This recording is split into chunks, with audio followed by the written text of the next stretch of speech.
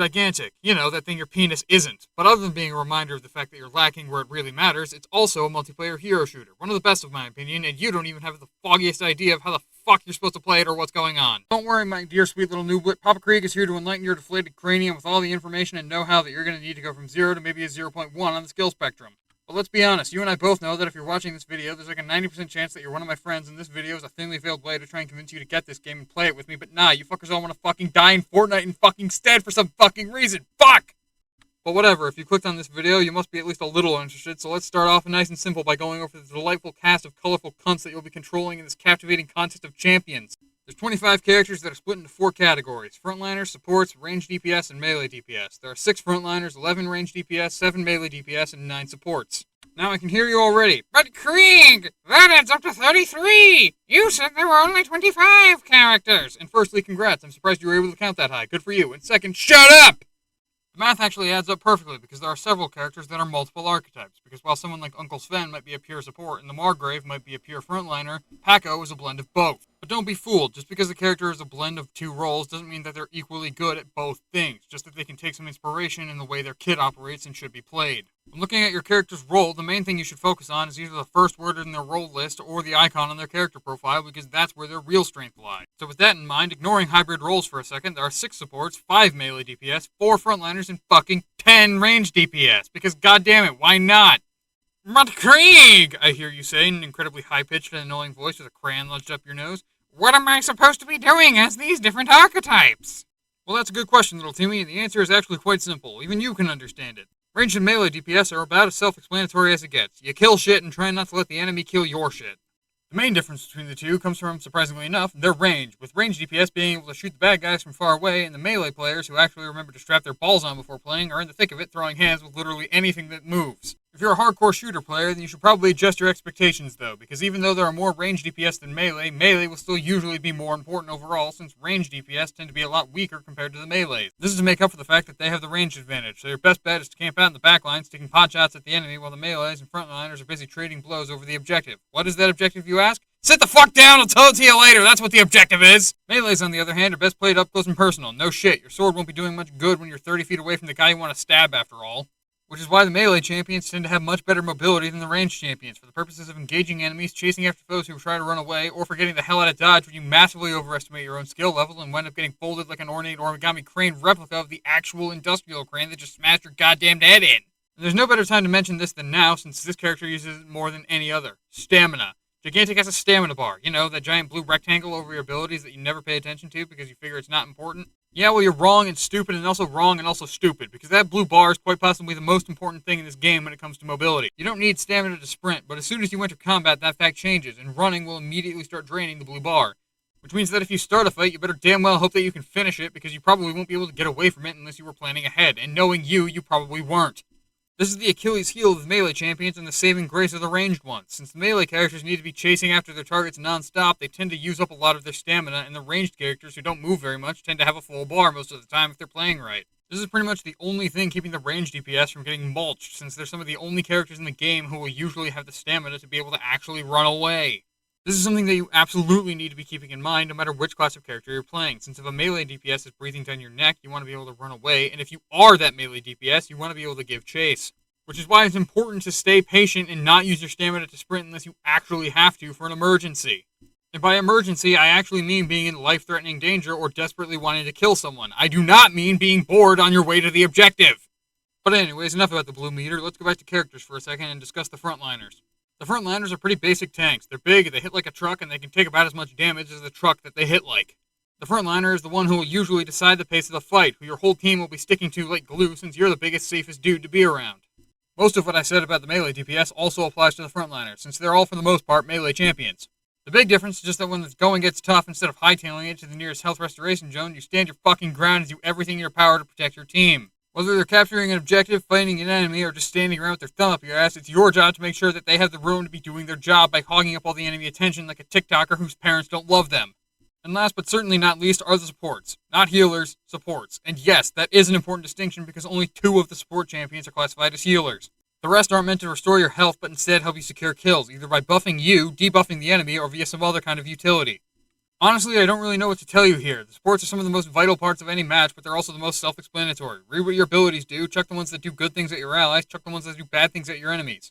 It's so simple, even you can understand it. Well, actually, on second thought, maybe it isn't, because there's some complexities to the abilities in this game. Every character has 4 standard abilities and an ultimate ability, and each of those 5 abilities has its own little mini skill tree that you need to spec into as you level up over the course of a match. Yeah, that's right, bitch. This game has MOBA-style micro-progression. You'll spend every match gradually accumulating experience until you hit level 10, and how you spend your skill points that you get along the way is entirely up to you. Each character's abilities can be upgraded in any order and in any way, so if you want to get to the first level upgrade for each ability before getting to the second for any of them, that's cool. And if you want to focus on maxing out a specific ability as soon as possible, that's also cool. Just remember that knowing which upgrades to take and when is important, since they can completely change the way your character is played, so listen close and listen good because I'm only going to say this once. Ahem!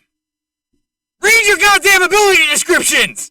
I know you're an illiterate swine, but you're gonna have to drag your ass through first grade and learn how to read, because if you can't, I'm sure as fuck not gonna explain how every upgrade for every ability for every champion works. I don't have the time nor the crayons to get through that kind of a lesson, so this is the one thing you're gonna have to learn on your own. Good luck. With your brains, you're definitely gonna need it. But now that you know about the characters, let's go over the 2 game modes Gigantic has to offer. And yes, I do need to go over these in detail, because Gigantic doesn't operate in the same way that any other hero shooter I've seen does. There are 2 game modes, Rush and Clash. I'll go over Rush first, since Clash is a bit more complicated.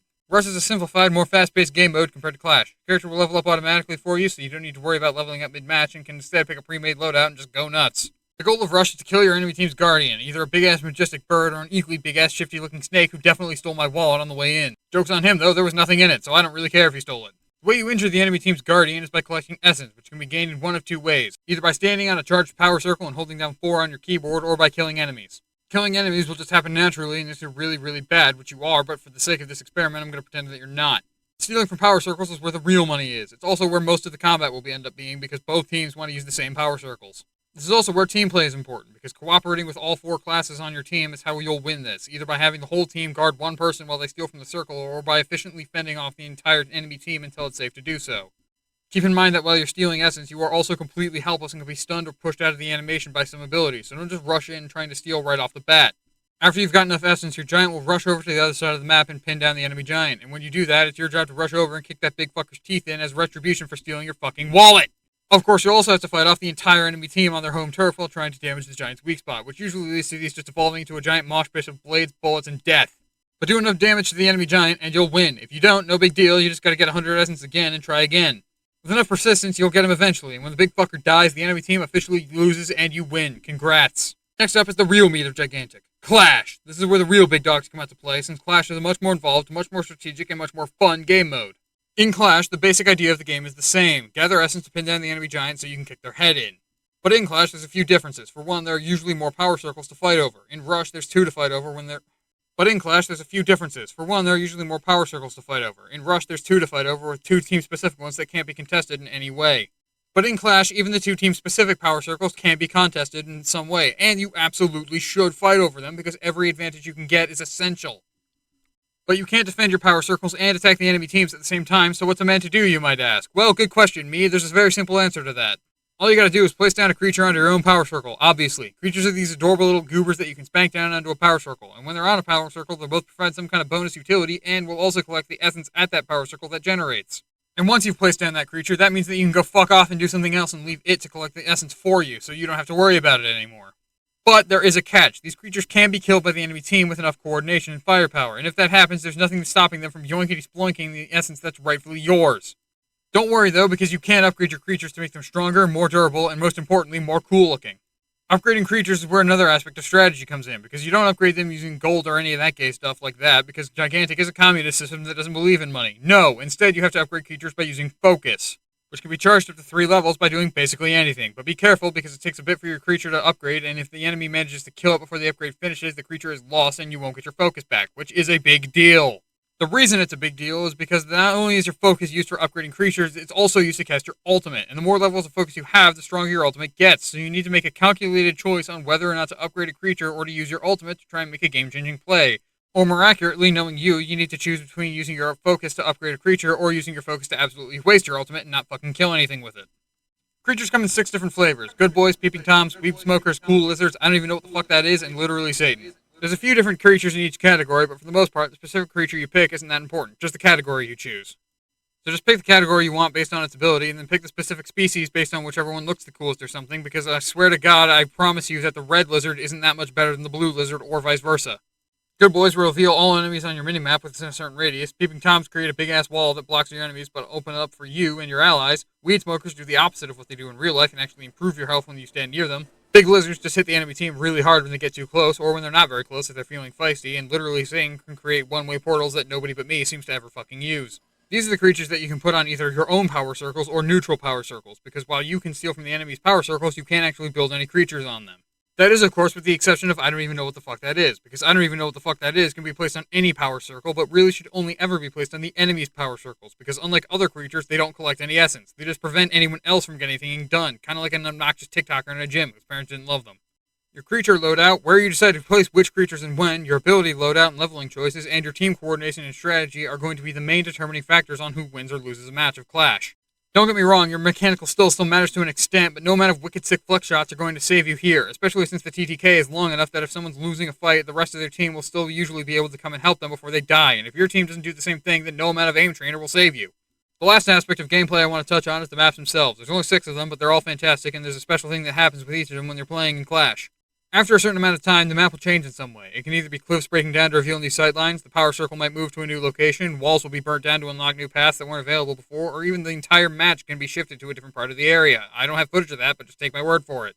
These won't usually be too game-changing. A team that's winning before the map shifts usually won't suddenly start losing just because the map is a tiny bit different, but it is something to consider and keep in mind, and it definitely keeps matches a lot more interesting by mixing it up just a little bit after the round has been going for a little while. The last thing I want to go over before I end things is the game monetization. There isn't any. No, really, this game doesn't have any microtransactions whatsoever.